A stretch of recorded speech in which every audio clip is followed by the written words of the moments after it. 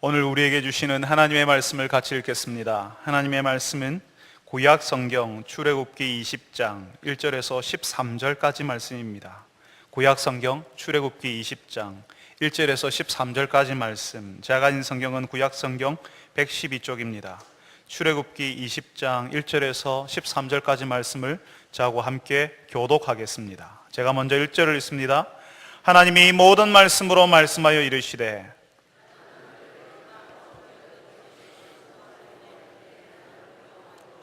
너는 나 외에는 다른 신들을 내게 두지 말라.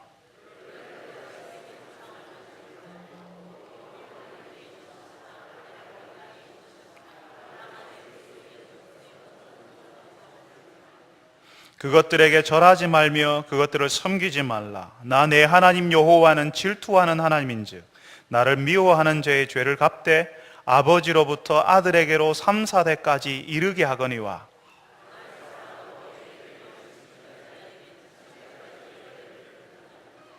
너는 내 하나님 여호와의 이름을 망령되게 부르지 말라. 여호와는 그의 이름을 망령되게 부르는 자를 죄 없다 하지 아니하리라. 엿새 동안에 힘써 내 모든 일을 행할 것이나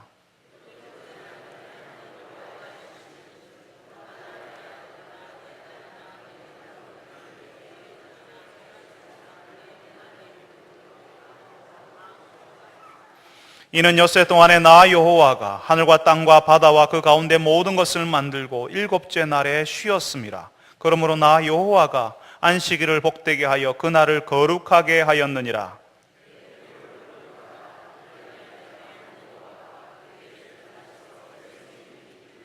같이 읽습니다. 살인하지 말라. 아멘. 하나님께서 하나님의 백성들에게 주신 10가지 계명 가운데 6번째는 살인하지 말라는 명령입니다.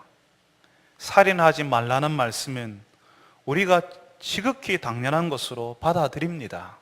하나님을 안 믿는 사람이라도 살인은 무서운 죄라는 사실을 알고 있습니다.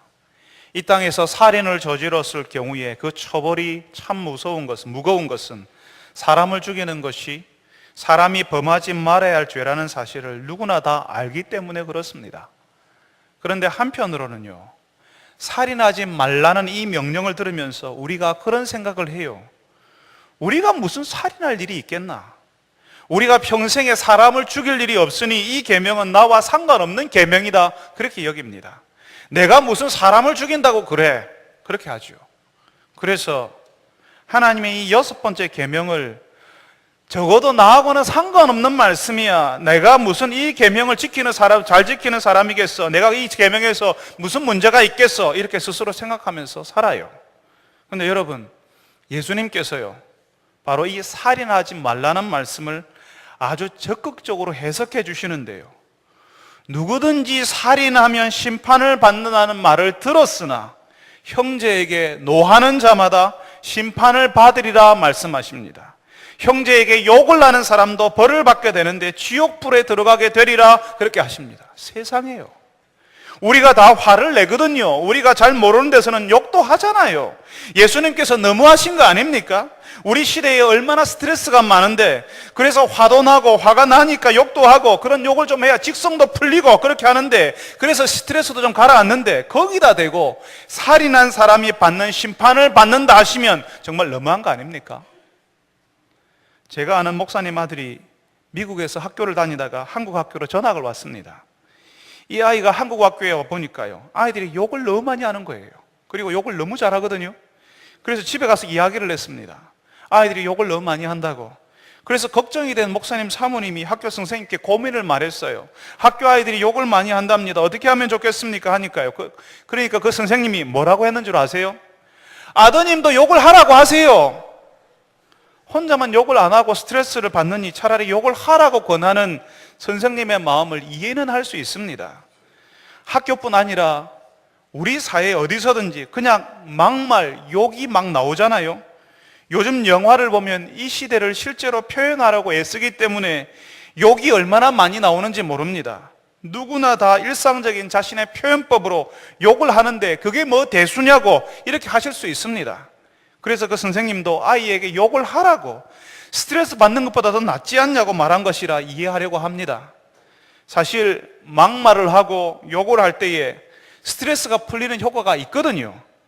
잘 살펴보면 스트레스가 많은 장소에 있거나 스트레스를 많이 받는 직업을 가진 사람들이 욕을 많이 합니다. 군대 가 있는 아들이 있습니까? 군에 가면요 엄청난 욕을 배울 수 있거든요. 사실 훈련소에서 욕을 가르치는 그런 과정은 없습니다. 그런데 이미 학교라고 하는 엄청난 스트레스 집단에 살다가 군대를 가잖아요. 학교에서 엄청난 욕을 이미 배웠거든요. 친구들 사이에서 기죽지 않기 위해서, 상대방의 길을 꺾어버리기 위해서 욕을 하는 겁니다. 또 스트레스가 쌓이니까요, 그 스트레스를 욕으로 푸는 거죠. 불행하게도 제가 학교를 다닐 때, 옛날 이야기죠, 지금은 안 그럴 거라 제가 믿습니다. 불행하게도 제가 학교를 다닐 때 선생님들도 그렇게 욕을 하셨습니다. 저는 그분들이 스트레스가 많아서 지독하게 말을 안 듣는 아이들을 만나다 보니까 힘들어서 그렇게 욕을 하셨다고 믿고 싶습니다. 이런 욕이, 우리가 욕하는 것이 아무렇지도 않게 우리 사이에 문화가 되어서 퍼져 있습니다. 마치 우리가 숨쉬고 있는 공기처럼 우리 가까이에서 우리가 그 욕을 하고 그 욕을 들으면서 살고 있습니다. 그런 공기와 같은 욕 문화 속에서 우리가 살아가니까요, 어떤 사람은 욕하지 않으면 말이 안 되는 사람이 있어요. 그 욕이 명사가 되고 대명사가 되고 형용사가 되고 부사가 되어서 그렇게 욕을 즐기고 욕을 들어도 괜찮고 그렇게 살아갑니다. 그래서 경상도 사람은요, 힘든 일 하는 사람에게 인사할 때 어떻게 하죠? 욕 보이소 이렇게 하지 않습니까? 여자분한테라도요, 스스럼 없이요, 욕 보이소라고 인사합니다. 희한하죠? 그런데요, 우리가 쓰는 이 욕설, 막말의 주 기능이요, 상대방의 기를 죽이고 우리 안에 있는 분노를 드러내는 것입니다. 상대방이 죽어버리도록 말로 눌러버리고 내 앞에서 꼼짝 못하도록 만드는 거죠. 이런 일을 나만 하는 것이 아니라 우리 주변 사람들이 다 그렇게 하고 있으니까 그렇게 심각하게 생각하지 않습니다. 근데 예수님께서 하시는 말씀이요, 형제에게 노하고 욕하는 자들이 살인하는 사람의 벌을 받는다 하시거든요. 우리가 그냥 단순히 사람의 목숨을 빼앗지 않기 때문에 나는 적어도 살인하는 그런 나쁜 놈이 아닙니다, 나는 악한 사람이 아니에요 라고 생각하고 있지만, 예수님께서는 사람을 죽이는 것이 어디서부터 시작할 수 있는지를 알려주신다는 겁니다. 사람들에게 욕하고 화내는 것 역시 하나님의 심판을 면할 수 없는 죄라는 사실을 하나님이, 예수님께서 지적하십니다.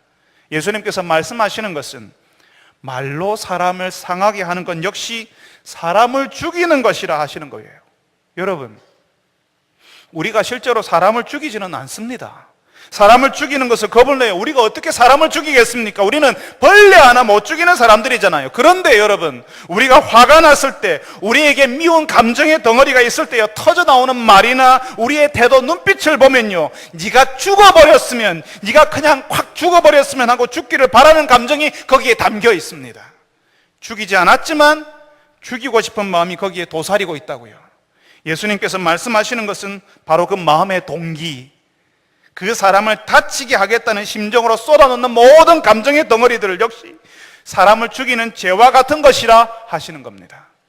나는 원래 욱하는 성격이 있습니다, 내가 원래 그래요, 그렇지만 나는 뒤끝이 없어요 라고 말하는 사람들이 있습니다. 그런데 자신이 가진 그 욱하는 성격, 버럭하는 성질이 있다는 것을 알면서 고치려고 하지 않아요. 하나님께서 그 사람들의 죄를 물으실 겁니다. 많은 사람들이 욱하는 성격이 있습니다. 주변 사람들이 그 욱하는 성질, 그런 성격을 받아주고 있다는 사실을 알아야 합니다. 그런 성질을 쏟아내었으니까 자신은 뒤끝이 없겠죠. 감정을 쏟아냈으니까 시원하겠죠. 그렇지만 그 성질, 그 성격을 받아준 사람은 평생 가슴앓이를 할 만큼 뒤끝을 남기는 겁니다. 그 욱하는 성질, 그 성격을 고스란히 받아야 하는 사람들은 수치스럽고 불쾌한 경험을 하는 겁니다. 어쩌면 죽고 싶을 만큼 마음이 상하고 힘이 빠지고 자신의 자존감이 심각한 상처를 받았을 수도 있습니다. 예수님께서 살인하지 말라는 말씀을 풀어주시면서요, 자신의 형제에게 야 이 멍청아 바보야 혹은 그에 준하는 욕설 막말을 하는 사람은 자신의 형제, 한 교회에서 신앙생활하는 사람을 죽이는 것과 마찬가지라는 사실을 알려주시는 겁니다. 우리가 모르고 있습니다. 자신이 함부로 하는 그 말이 그 말을 듣는 상대에게 씻을 수 없는 고통을 안겨준다는 사실을 몰라요. 그걸 안다면 그렇게 하지 않을 겁니다. 마치 찌르는 송곳처럼, 살점을 저미는 칼처럼 야 이 바보야 하고 화를 쏟아내며 하는 말이 사람의 마음을 잘게 부수어 버린다는 사실을 알고 있으면 어떻게 그렇게 할 수 있겠습니까? 이게요, 사람들이 얼마나 나쁜 것을 잘 배우냐 하면 그런 말을 평소에 우리가 들어왔거든요. 학교에서도요, 군대를 가서도, 우리 주변에서요, 영화를 보면서도 너무 자주 듣거든요. 자라면서 들었어요. 그러니까 가르쳐 주지 않아도 내가 화날 때, 내 마음에 들지 않을 때 내 가까이에 있는 사람들이랄지라도 야 이 바보야, 이 멍청한 자식아 하고 소리치는 겁니다. 그뿐 아니라 우리가 이름 대신에 부르는 별명조차도 그 사람을 시름시름 앓다가 병들어 죽게 만들 수 있다는 사실을 알아야 합니다. 우리가 사랑해서 부르는 애칭을 말하는 것이 아닙니다. 우리 집 큰아이 어릴 때 별명은 올챙이였습니다. 지금도 한 번씩 우리 집 큰아이를 올챙이라고 부릅니다. 둘째 아이의 애칭은 끙끙이었습니다. 어릴 때 태어나면서 끙끙거린다고 저희들이 끙끙이라고 불렀습니다. 우리 부부가 올챙이 끙끙이라고 부를 때에는 그 안에 주체할 수 없는 부모의 사랑을 담아서 아이들을 부르는 거죠.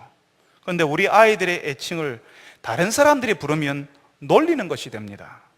여러분들이 우리 아이들을 그렇게 부르면 당장 우리 아이들은 교회에서 기가 죽어버릴 겁니다. 어떤 사람들을 부를 때 그런 사랑의 표현이 아니라 그 사람의 이름 대신에 그 사람을 비난하고 무시하고 놀리고 모독할 목적을 가지고 별명을 만들어서 부르는 사람들이 있지 않습니까? 어이 못나니, 어이 거기 돌대가리, 어이 꺽다리, 난쟁이 이렇게라고 부르는 것은 그 사람을 부를 때마다 저주하는 것이나 마찬가지입니다. 부모들이 아이들의 이름을 지을 때 엄청난 기대를 가지고 축복을 가득 담아서 아이들의 이름을 짓습니다. 누가 함부로 이름을 짓겠습니까? 그 기대와 축복, 그리고 부모의 마음이 담긴 사람의 이름이 아니라 멸시와 저주의 말인 별명으로 어이 못나니, 어이 돌대가리, 어이 난쟁이 이렇게 사람을 부르는데 그 사람이 어떻게 온전할 수 있겠습니까? 여러분, 이렇게 하는 모든 사람들은 살인하지 말라고 하는 하나님의 명령을 어기고 있다고 예수님께서 말씀하십니다. 여러분, 그럴 거예요. 나만 그러냐고, 모두가 그렇게 한다고, 모두가 함부로 말하고, 모두가 욕하는데, 모두가 사람을 무시하며 사는데 이렇게 이야기하실 겁니다. 맞습니다. 이 사회가 그렇습니다. 우리가 그런 속에서 살아가요. 그래서요, 오늘 우리에게 명령하신 대로 살인하지 말라고 말하는 말씀에 따라서 하나님께서 심판하실 겁니다.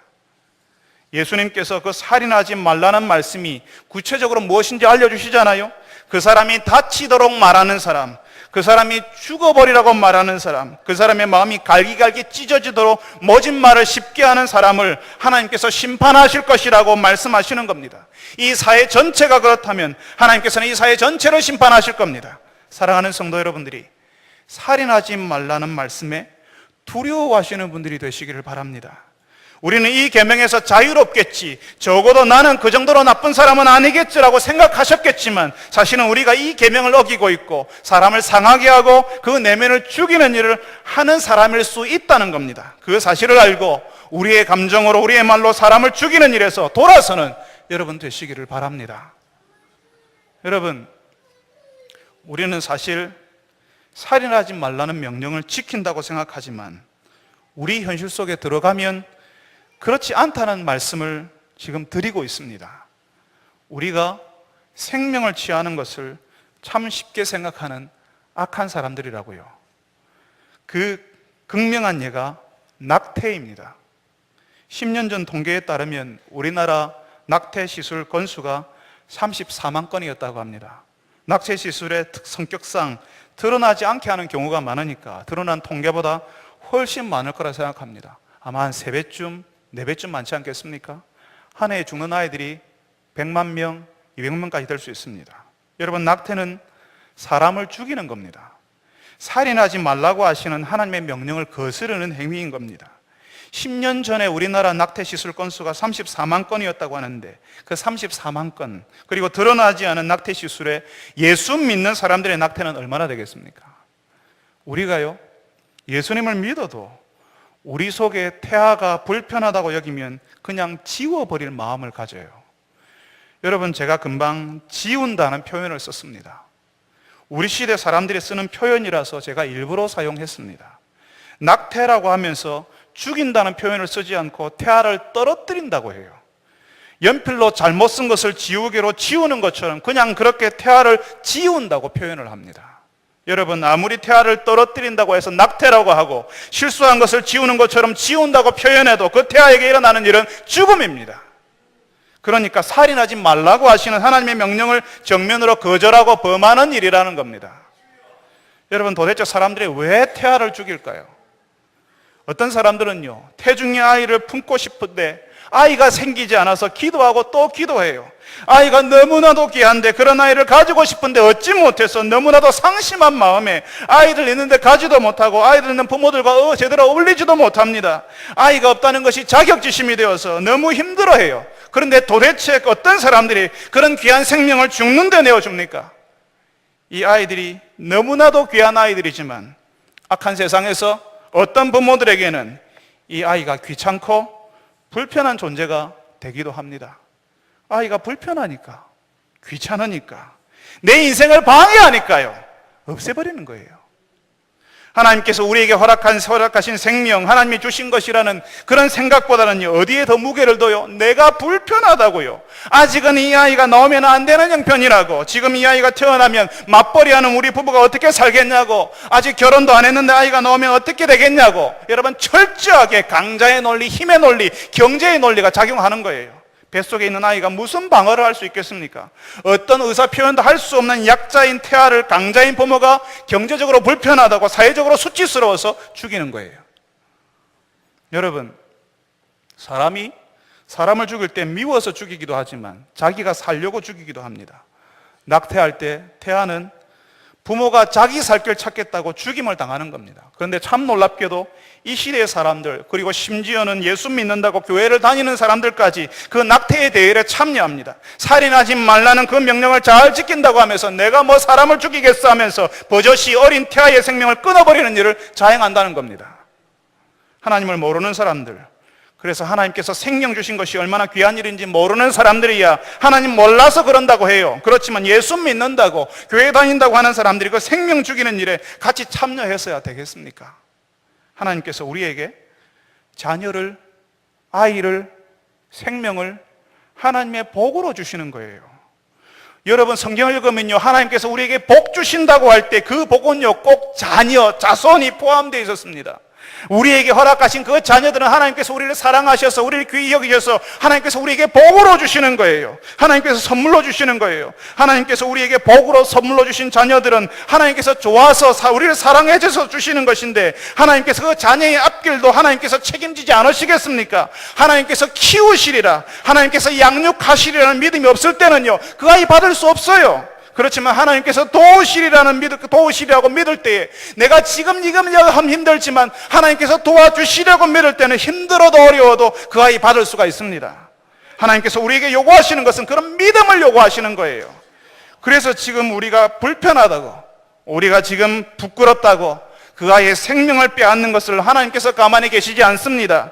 우리가 누구인데 함부로 하나님께서 허락하시는 것을 막아섭니까? 하나님께서 가장 싫어하시는 것이 하나님의 자리에 올라서는 거예요. 그런데 힘의 논리로, 강자의 논리로, 경제의 논리로 마치 자신이 하나님이라도 된 것처럼 하나님이 주신 것을 죽이는 것을 하나님께서 징벌하실 겁니다. 우리 마음에 그 형제를 미워하는 것까지 살인한 것으로 간주하시는 하나님께서 그 생명을 직접 취하는 그 악함에 대해서 어떻게 그냥 지나치시겠습니까? 사랑하는 성도 여러분, 살인하지 말라는 하나님의 명령은 신문 방송에 나오는 어느 살인자들이나 지켜야 하는 그런 명령이 아닙니다. 우리가 사는 현실 속에서 우리가 끊임없이 유혹을 경험하지만 믿음으로 지켜야 하는 명령이라는 것입니다. 이 시대의 분위기가 다 태아는 그냥 떨어뜨리고 지워도 된다고 말할 때 믿음으로 하나님이 주시는 아이를 받아들이는 것이 살인하지 말라고 하시는 하나님의 말씀을 지키는 것입니다. 하나님께서 복으로 자녀를 우리에게 주신다는 사실을 알고 우리의 형편, 우리의 환경과는 상관없이 믿음으로 그 아이들을 받아들이는 여러분들이 되시기를 바랍니다. 마치 우리가 아이의 생명을 좌지우지하는 하나님이라도 된 것처럼 아이의 생명을 빼앗는 그 악함에서 물러서서 겸손하게 하나님이 주시는 생명을 품고 지킬 수 있는 믿음의 사람, 말씀에 순종하는 분들이 되시기를 바랍니다. 여러분, 하나님께서 살인하지 말라고 말씀하실 때에 그 명령은 사람의 목숨을 빼앗지 말라는 명령임과 동시에 우리의 모든 것을 가지고 사람을 존중하라고 하는 하나님의 기대와 소원이 담긴 명령입니다. 예수님께서도 우리에게 살인하지 말라는 말씀을 풀어주실 때에 그 마음의 미움을 가지는 것, 그 미움을 가지고 막말과 욕설로 표현하는 것 모두 살인의 벌을 받는다 하셨습니다. 형제를 향해 미워하지 말라고요. 심지어는 욕도 하지 말라고요. 그만큼 귀하니까 하나님께서 우리에게 허락하신 그 사람이라는 그 생명이, 그 인격이 그만큼 귀하니까 함부로 대하지 말라고요. 하나님께서 우리들에게 함께 있는 사람들을 귀히 여기고 하나님께서 우리에게 주신 생명을 귀히 여기라 하셨거든요. 그런데 왜 우리는 악한 말들을 서슴없이 사람들에게 하지요? 심지어는 내가 사랑해야 될 가족들과 주변 사람들에게, 주변 성도들에게 왜 그렇게 아픈 말들을 우리가 쏟아내올 수 있을까요? 왜 그렇게 우리가 쏟아놓고 있을까요? 이유가 뭘까요? 여러분, 우리가 악해서 그렇습니다.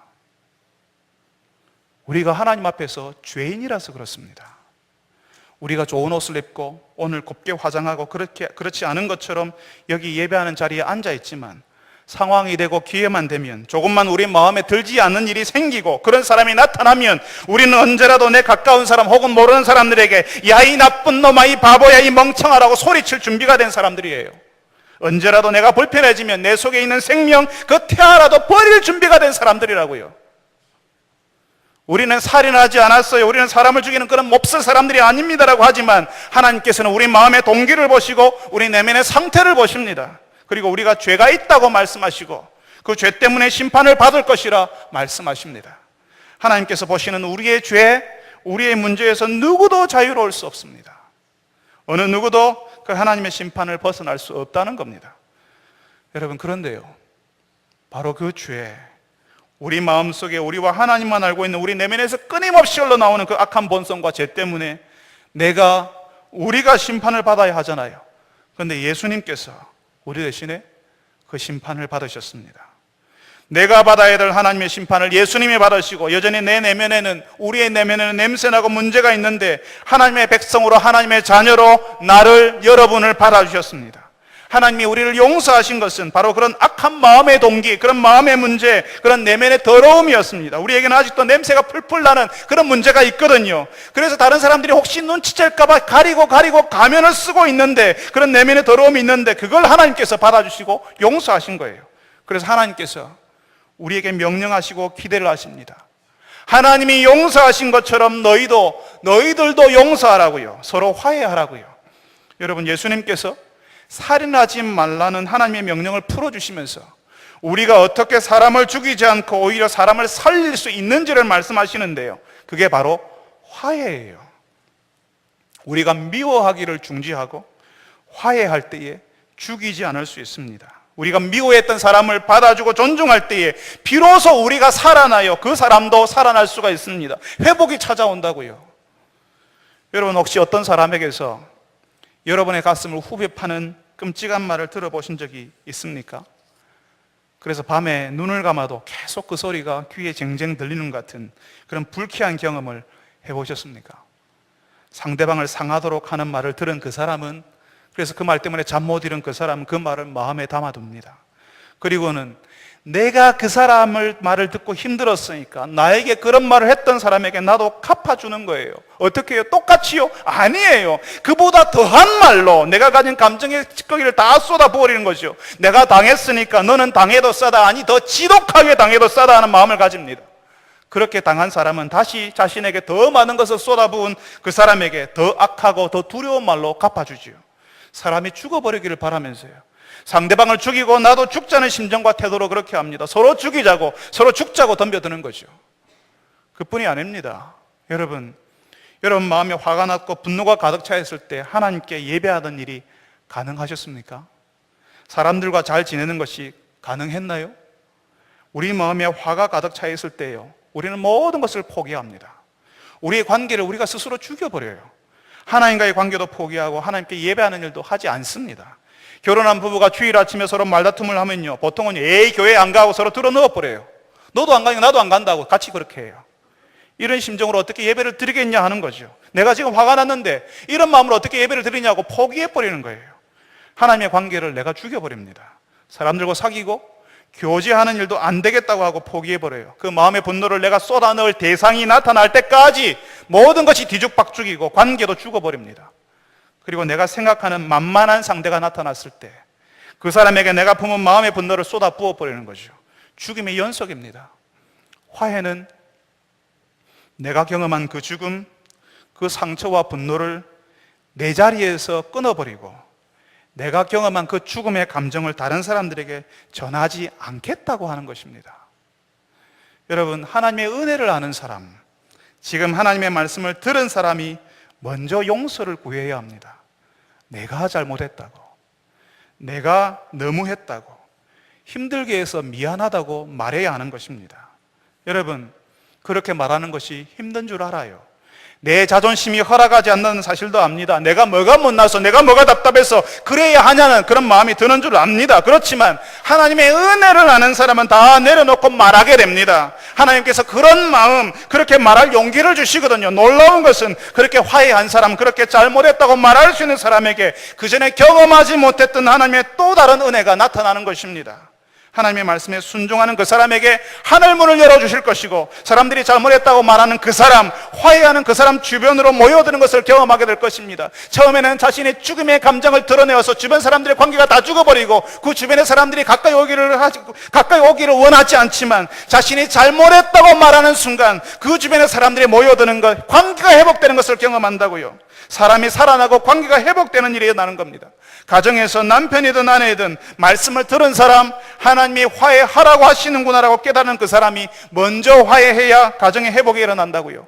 용서를 하고 화해가 일어날 때에 남편이 아내를 사랑하고 아내는 남편을 존경하게 됩니다. 그 사이에 있는 자녀들의 얼굴에 웃음이 생기는 거예요. 화해는 우리 사회에서 일어나는 죽음의 사슬, 복수의 사슬, 갚아줌의 사슬을 끊어버리는 은혜의 행위입니다. 내가 당했지만 갚지 않기로, 내가 힘들었지만 똑같이 하지 않기로, 그 죽음의 사슬, 복수의 사슬을 끊어버리는 것이 은혜입니다. 우리가 이 사슬을 끊지 못하고 이 시대의 가르침대로 살아갈 때에 우리에게 심판이 있고 그 심판정에서 우리가 한 대로 다 갚아야 할 것입니다. 우리는 심판에서 벗어나지 못할 겁니다. 하나님의 은혜를 입은 사람, 하나님의 은혜로 하나님의 심판이 사라진 사람은 이 땅에서 사는 동안 하나님의 은혜를 드러내는 사람으로 살아야 하는데, 그것이 바로 화해라는 것입니다. 화해는 내가 몰랐을 때에 어쩔 수 없이 행했던 악한 일과 말에 대해 용서를 구하고 나 때문에 힘들어했던 그 사람 살려주는 것입니다. 그러면 그렇게 살아난 사람은 또다시 자신 때문에 힘들어하는 사람과 화해하고 그 사람을 살리는 일이 연속적으로 일어나게 되지요. 이런 일이 하나님 나라 백성들에게 일어나는 현상이라는 것입니다. 세상은 우리를 향하여서 우리의 감정을 쏟아놓으라고, 네가 힘들면 욕하고 소리치라고 가르쳐줍니다. 만만한 상대를 만나면 무자비하게 쏟아 부어버리라고 말합니다. 그런데 예수님께서는 그렇게 하는 것이 사람을 죽이는 것이다.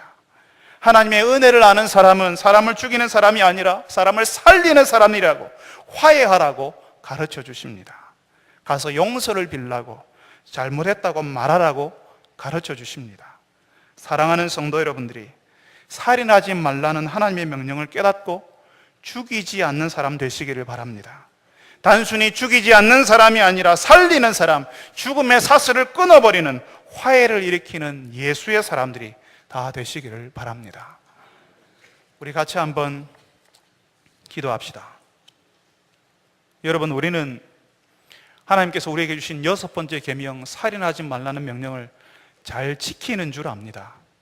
이 계명은 우리의 현실과는 상관없는 말이라고 생각합니다.